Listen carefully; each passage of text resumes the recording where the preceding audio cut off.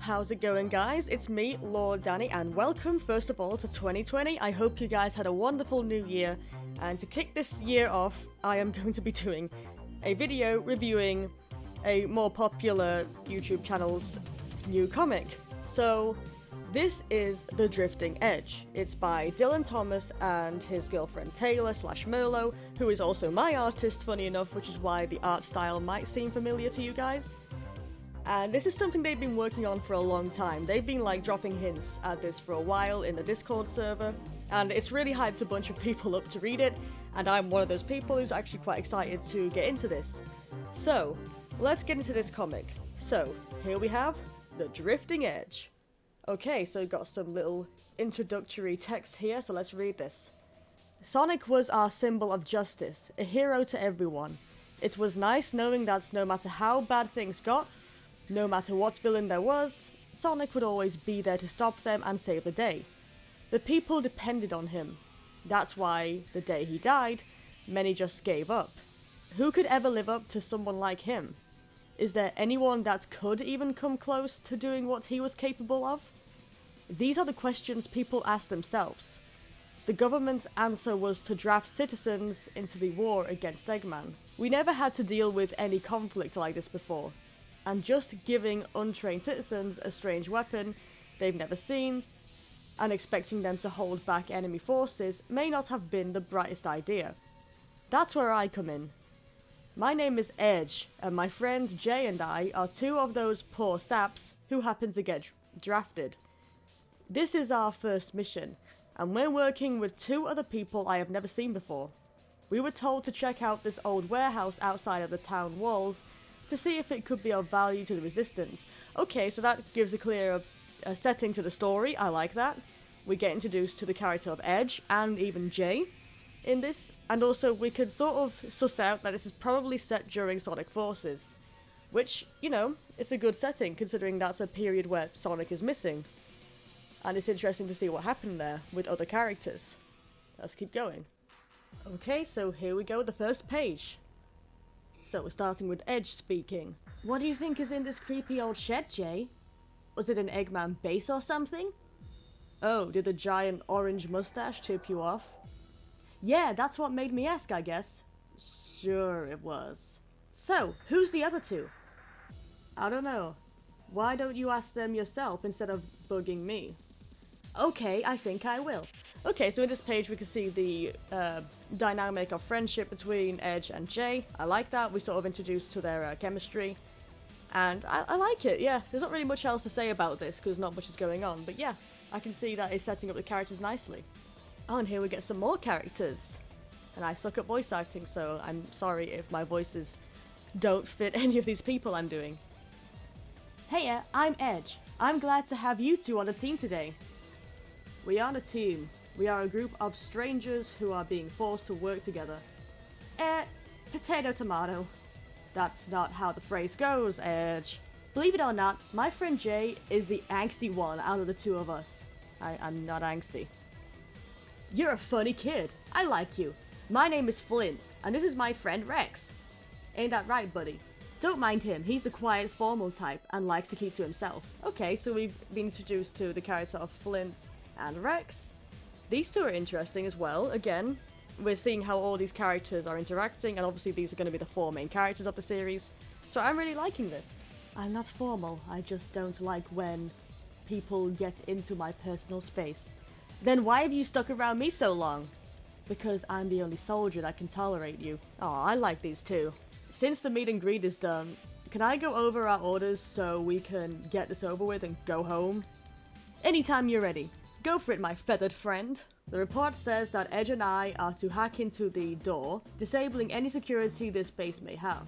We are to keep a close eye out as we go into Lab C and extract the data on the hard drive labeled Project Phantom.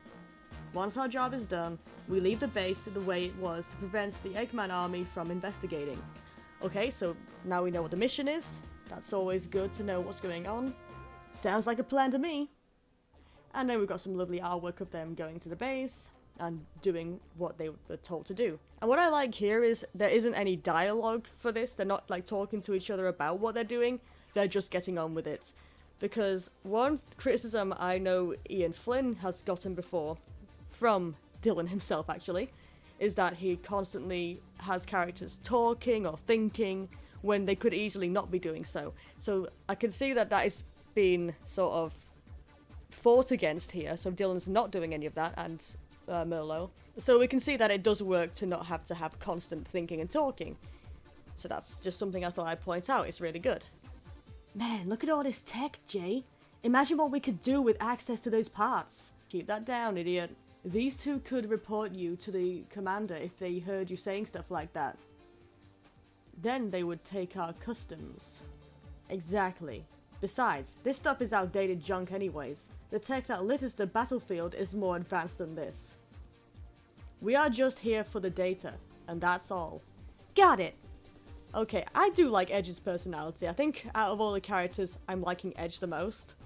But we'll see as the story goes on.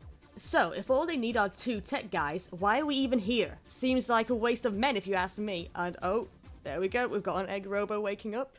Looks like there's going to be some conflict. Here we go. Okay, so the egg robo's got Flint. And I guess we're going to get a cool fight scene here. Jay, we have to help him. Don't yell at me, use your Whispawn and get him.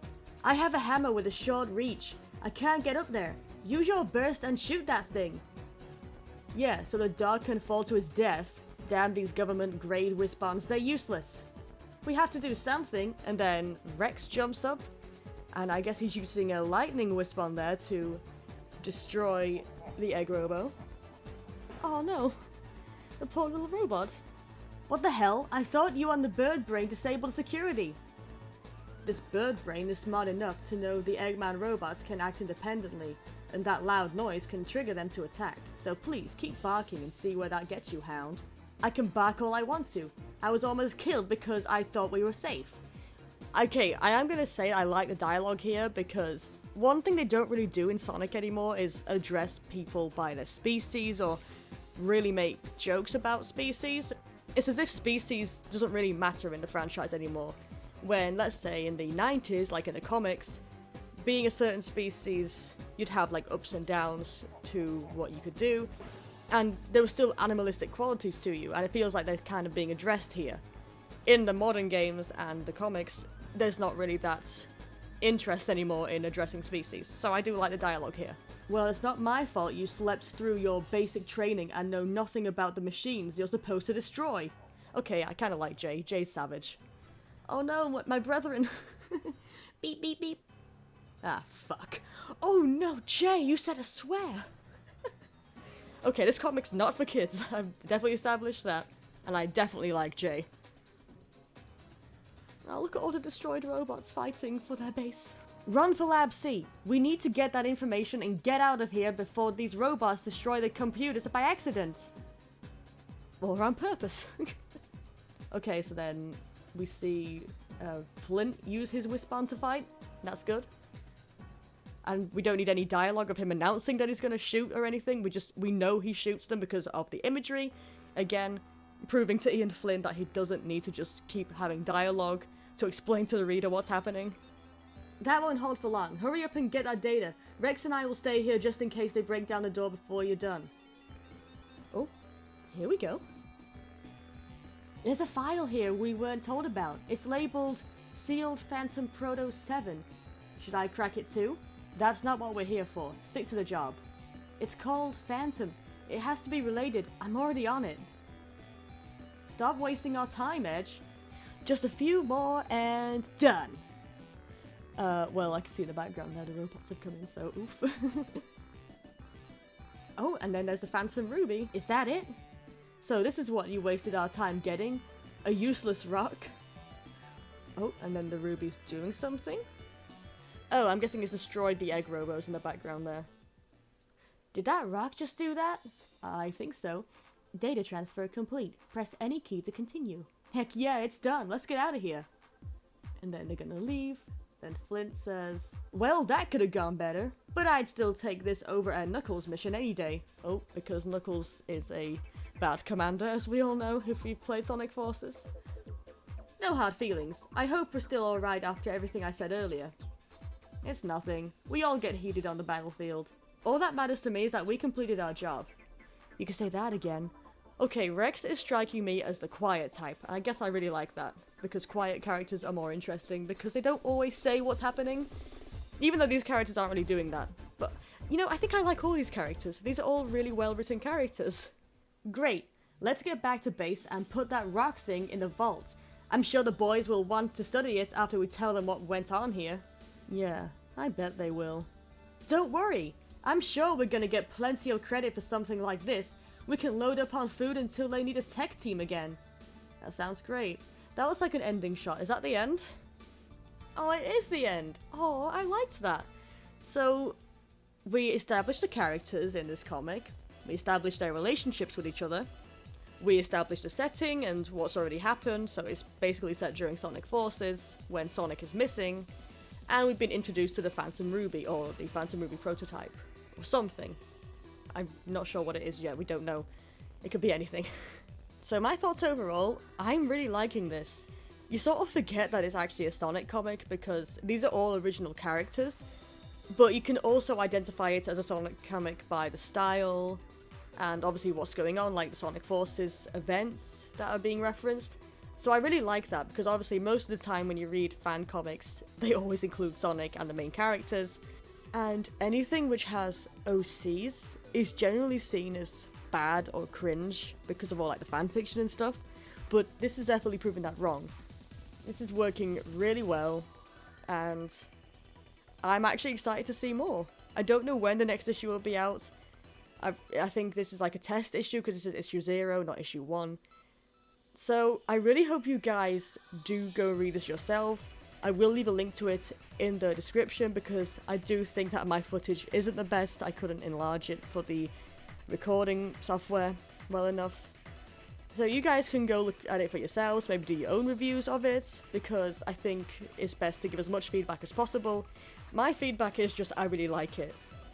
I can't really think of any flaws at the moment, and again, I don't really like criticizing things that are so early into development, because this has clearly got a lot of potential. Also, the art style is really good. I haven't really been commenting on it because I just kind of don't comment on art style very often. I'm more focused on writing, but it is really good, and for this to be a full comic in colour, which has been worked on by, I'm pretty sure it was just Merlot doing the art, that's kind of amazing. So this has got a lot of potential, and I'm definitely very excited for more. So again, go check this comic out, go show your support, and give criticisms as well if you can see any that I haven't.